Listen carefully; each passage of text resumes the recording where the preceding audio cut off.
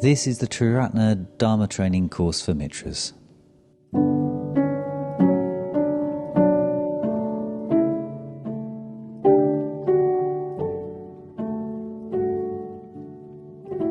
Compiled by Vedanya and produced by Sangaruchi. Music by Sarvadarshin.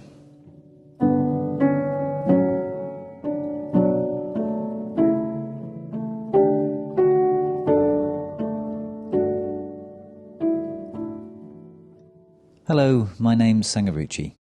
This course is usually offered in Triratna Buddhist centres to small groups. I'm producing an audio version for anyone who can't get to a centre. Please listen to episode 1.1.0 as this gives an introduction. The course is narrated in text sessions, and in a subsequent question and answer session, I respond to anything people have sent me.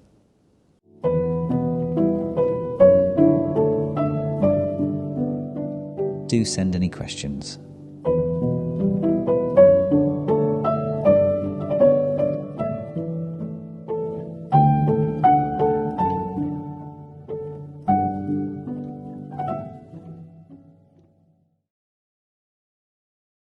Triratna Dharma Training Course for Mitras. Year 1, Section 1, Week 1. 1.1.1 Going for Refuge to the Three Jewels. Year 1 compiled by Vedanya. Introduction. The main aim of this course is to help people to improve their lives and mental states, rather than to give them information about Buddhism for intellectual interest. But to practice the Dharma, we need to know the Dharma, and Buddhist ideas have a transformative effect in their own right by changing the way we see the world, and therefore the way we feel and act. So this course will have a large element of reading texts, reflecting on texts, and talking about texts. But it's important that we do not approach this with our usual attitudes to what we call study, which can bring in a sense of competitiveness or inferiority, or engage just our critical, rational intellect, rather than our whole being. The following text, based on a talk by Padmavajra, offers a more creative way of relating to what we sometimes call study, seeing it as talking the Dharma, an essential and time-honoured spiritual practice that gives inspiration, develops wisdom, creates spiritual community, and gives us a context in which we can work on our habitual ways of being. Talking the Dharma. Based on the talk, Talking the Dharma, by Padmavajra, with external material. For the early Buddhists, talking the Dharma, Dharmakatha, was an important practice. Dharmakatha means talking about the Dharma, conversing on the basis of the Dharma, relating through the Dharma. It means using the ideas, the ideals, the formulations, and the symbols of the Dharma as a medium for communication. In the Meghiya Sutta, the Buddha describes Dharmakatha as one of the 5 things, along with meditation, that, when the heart's release is immature, conduce to its maturity. Talking the Dharma is as important as meditation. It's not an optional extra. At this point, someone will usually object that experiencing the truth in Buddhism is supposed to be about getting beyond words and concepts. But invoking the wordless prematurely will not liberate us on its own. Before we invoke the wordless, we need to free ourselves from the tangle of imprisoning concepts and worldviews we have already taken on without knowing it. We gradually replace these unconscious views with ideas we have consciously chosen, which are liberating and help us live a spiritually vital life. Only when we have done this can we go beyond concepts altogether. If we invoke the wordless too early, before we have gone through this process, we will simply remain imprisoned in the net of unconscious views we have picked up from our family, friends, education, society, and so on. To quote the awakening of faith in the Mahayana, we use words to get free from words until we reach the pure wordless essence. Exposure to the Dharma is transformative. When we study a text that originates from the mind of someone more spiritually developed than ourselves, we enter their mind. We enter a higher world. In a study group, we can spend some time with our spiritual friends living in this higher world, helping each other to experience it as fully as possible. This exposure to a higher world is a transformative experience. It can put us in higher states as surely as any meditation practice. It can even lead us directly to insight. In the Pali Canon, there are more cases of people breaking through to a new level as a result of exposure to the Dharma than as a result of meditation.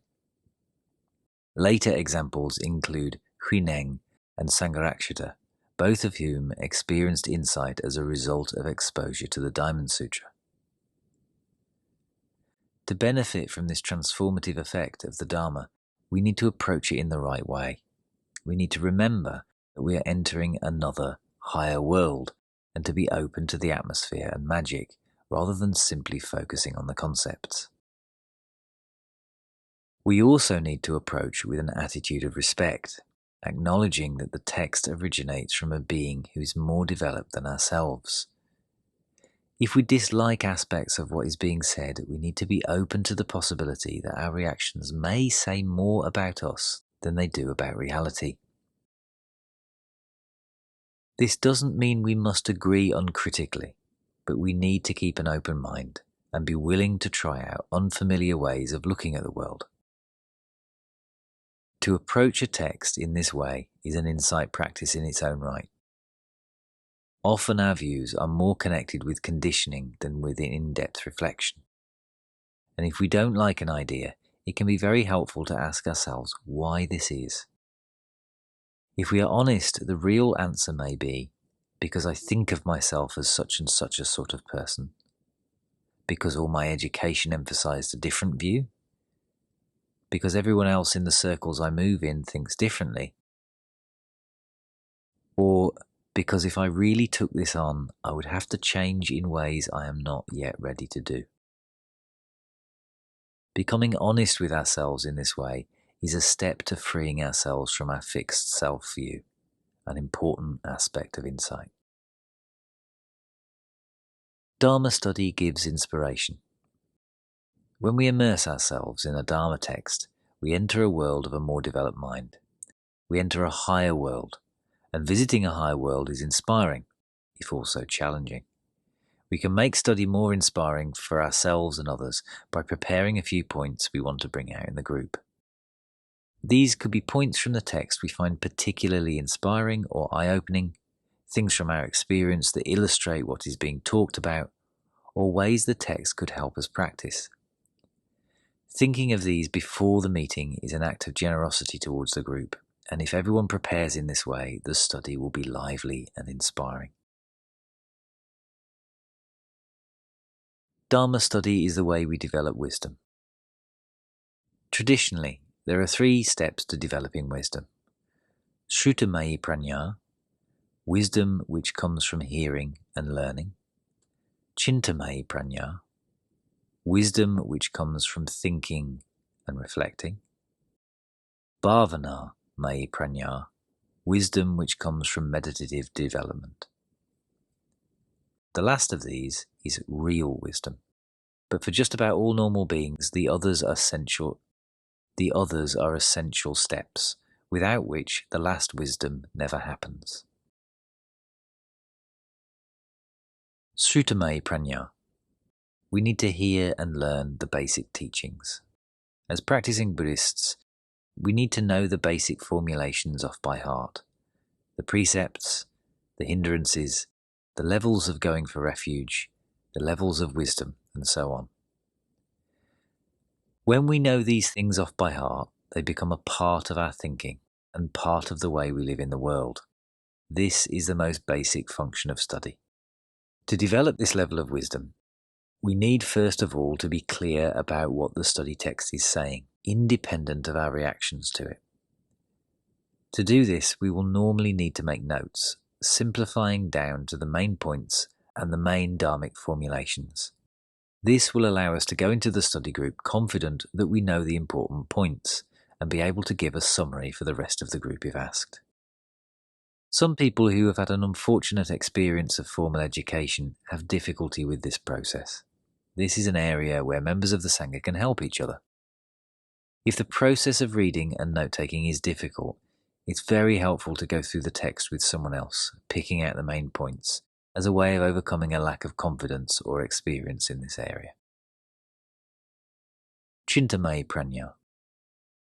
This level of wisdom arises from thinking and reflecting. This includes reflecting on the Dharma on our own, but discussing a text with other Buddhists is also an effective way of developing this level of wisdom. For most people, it is an essential part of the process. We get the benefit of many different temperaments, many different life experiences, many different imaginations, and so we see what is being talked about from many different angles. It can also be easier to maintain a high level of interest and energy in a discussion than when reflecting on one's own. We can all contribute to this process of exploration by coming armed with some main points we want to emphasize, as suggested earlier. Bhavanamaya Prajna. Sometimes a Dharma study group will seem to take off into magical territory, a joint exploration of the truth where ego is forgotten, where we seem to be one mind with many bodies, and where we get an idea of the living, life-changing spiritual truth behind the words of the teachings. This is bordering on Bhavanamaya Prajna. Usually we need the clarity and focus of meditation to develop this level of wisdom in its fullness. But when this does come about, it is usually as the result of a deep experience of the previous levels. We know the Dharma at the intellectual level. We have reflected on it deeply. It has become part of our thinking. It has seeped into our bones. Then, when we meditate on it, it transmutes us into another being entirely. Dharma study helps us develop Sangha. Dharma study is an opportunity to relate to other Buddhists in a dharmic context, which reminds us to relate on the basis of our highest selves, relating from our own highest self to the highest self of the other.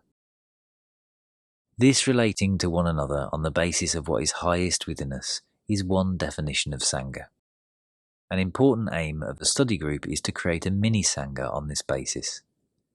Talking with others about the Dharma is often more helpful in this respect than talking about football, politics, everyday events, or our personal problems, all of which tend to bring up the old, normal, lower self we present in the everyday world. Study groups are ways to work on ourselves. What usually gets in the way of developing Sangha in any group situation is our conditioned reactivity, and the fact that other people push our buttons. A Dharma study group is an excellent place to work on this because it is safe, supportive, challenging, and constantly reminds us that our reactions are there to be transcended, not indulged. Building Sangha is an exercise in self-awareness and self-transcendence. Study pushes buttons, and groups of people push us into habitual roles. We need to focus as much on how we are in the group, especially the effect we have on others, as on the ideas being discussed. Possible reactions in the study situation include competitiveness, argumentativeness, shyness, withdrawal, anger at unfamiliar ideas, and so on. Possible roles include rebel, wannabe leader, good boy or girl, devil's advocate, superior observer, know-all, show-off, cynic, and joker. We need to ask ourselves what are our habitual reactions and roles in the group. We need to find ways to stay in the gap with regard to these. And we need to look for more creative ways of being in the group that create harmony and a sense of shared inspiration. If we treat it in this way, being part of the study group becomes an exercise in mindfulness, metta, communication, and transcending our old habitual ways of being. It becomes a powerful way of practicing the Dharma in its own right.